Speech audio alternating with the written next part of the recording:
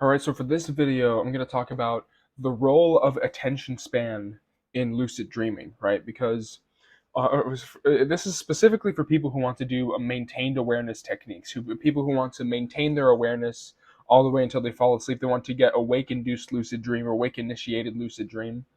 Um, and the reason why I say attention span is really important is because of the fact that what most people try to do whenever they have like an anchor, right? Because what you're trying to do when you fall asleep, when you have like a maintained awareness, is that you're trying to maintain your awareness of something as you fall asleep, right? And so, for example, I could like hold this pen between my fingers and maintain awareness at this point of attention all the way until I fall asleep, right?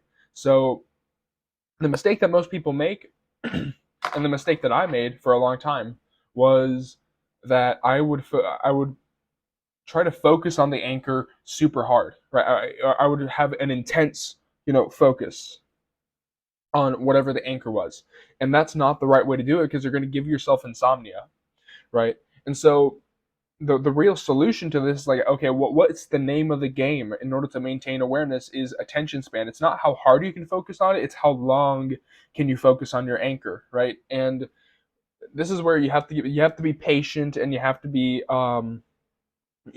like a mental marathon runner, because that's going to be the thing that gets you to maintain awareness all the way until you fall asleep is your attention span. Is that, can you stay on task for a long enough period of time that you're able to, because like the longer you focus on something, the easier it is to focus on it, right? Because it's the start that stops most people, right? And this is something that I've noticed, is that the longer that I focus on my anchor, the easier it is to keep focusing on it, right? And so, what you should focus on is that if you want to maintain awareness all the way until you fall asleep, the thing that you should be focusing on is your attention span. You shouldn't be focusing on how hard you're focusing on it.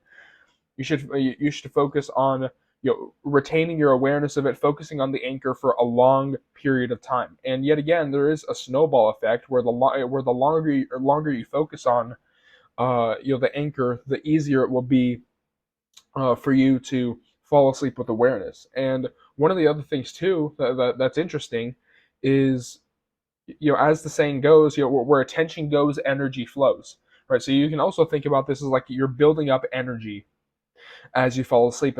And what you're doing is that, like, where attention goes, energy flows. So the longer you place your attention to your anchor, it's almost like a laser beam or something. It's like, it's not that you're trying or not trying, it's just you're just observing for a long period of time. The longer you pay attention to that anchor, the more energy. If you think about awareness as like a form of energy, right, the more energy will sort of build up around the anchor, and then it's going to have like, and so you'll have more sort of momentum for your awareness, and you're going to be able to maintain more partial awareness all the way until you fall asleep.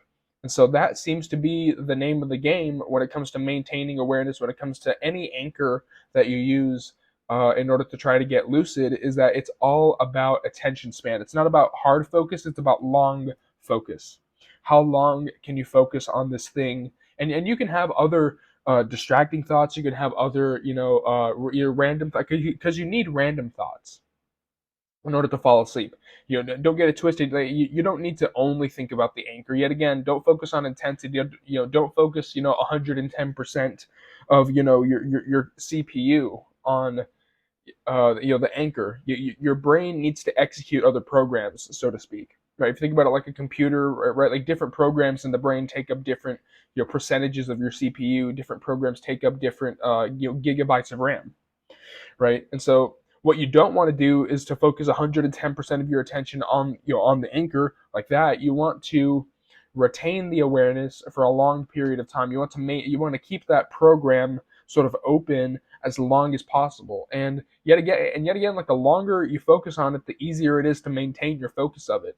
So if it takes a longer time to fall asleep, then don't be worried about that. Don't be worried about, oh, it's taking super long to fall asleep. Just keep focusing on it and try to play the long game. Right? It's almost like if lucid dreaming was like an attribute slider, then increasing the attention span, a sort of knob, right? Increasing the attention span, increasing that attribute will actually give you more of a chance of maintaining awareness of, actually, even with like your intent. If you have the intent to do something, the longer you can focus on that intent, the easier it will be for you to keep focusing on it, because it's almost like you're building momentum. You're building momentum, right? And I've noticed this whenever, like, with reading a book, it's like, oh, I don't want to read a book. It's like, but like I get myself to do it, and once I'm there, sometimes it's hard for me to stop reading.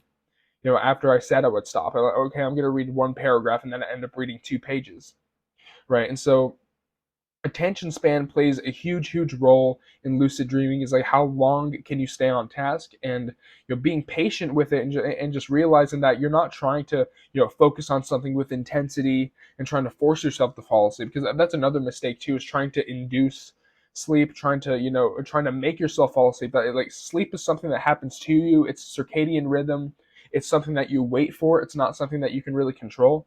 So it is a waiting game. It's like waiting at a bus stop with your ticket, with a bus ticket. And the whole idea is that you can't make the bus arrive any faster, but you can increase your chances of getting on the bus when the bus arrives, right? And yet again, attention span is like the one thing that's going to get you more lucid dreams. That's like the one thing that's going to get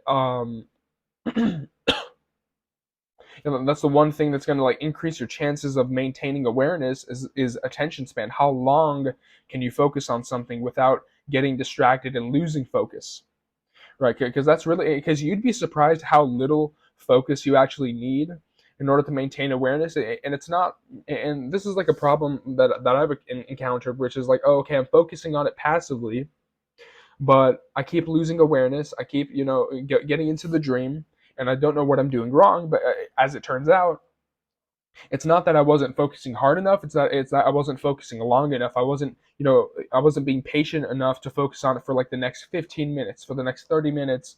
Just passively focus on that. And it's okay to think other thoughts, but just passively focus, and play the long game. Be a marathon runner, mentally speaking, and that attention span aspect of it will increase your chances of getting lucid drastically, because yet again, that long focus, that attention span, will make something last into the dream, right? And this is how like all dreams happen, where it's like whenever you ruminate or think about something as you fall asleep, that's like attention span. You're thinking about something all the way until you fall asleep, and it lasts longer. It builds up momentum, and so it appears in the dream, right? And it's the same thing with awareness, where instead of focusing on trying to focus on the anchor super hard, instead of focusing on the anchor with ultra intensity like this, like, you don't want to do that.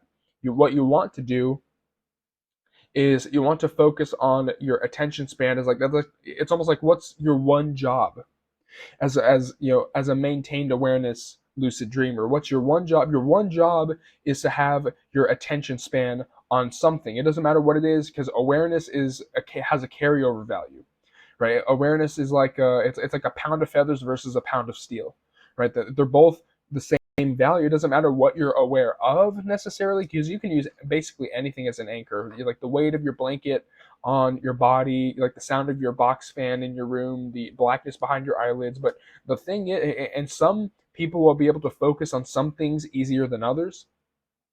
But the name of the game, like I said, is not hard focus. It's attention span. How long can you focus on something? And if you implement that, you'll find that you'll be able to maintain awareness much easier than you have previously, because you're not targeting the wrong stimulus when you try to maintain awareness. So, but yeah, that's the video.